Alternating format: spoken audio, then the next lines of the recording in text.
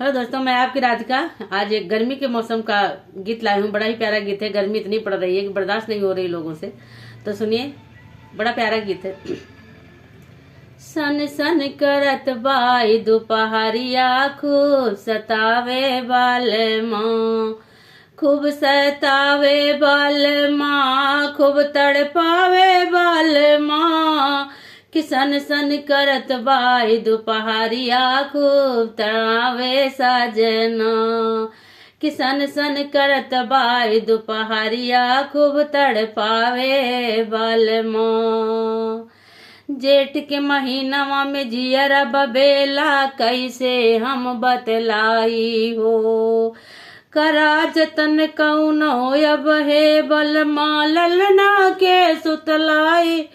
कि हीटर भइल बाई दहिया खूब गरमावे बाल माँ। कि हीटर भइल बाई दहिया खूब गरमावे साजना।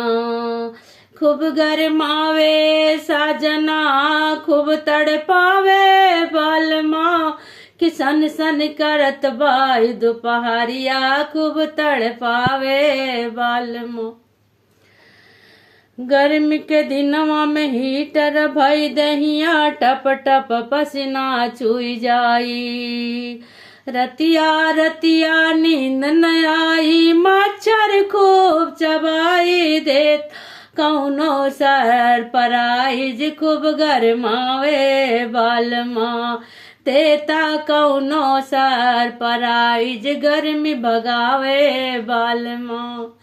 गर्मी भगावे बाल माँ, गर्मी भगावे बाल माँ। देता कौनो सर पराइज गर्मी भगावे बाल माँ।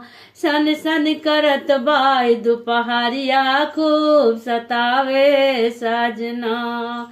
खूब सतावे साजना, खूब तड़पावे बाल माँ। सन सन करत बाई दोपहरिया खूब सतावे साजना।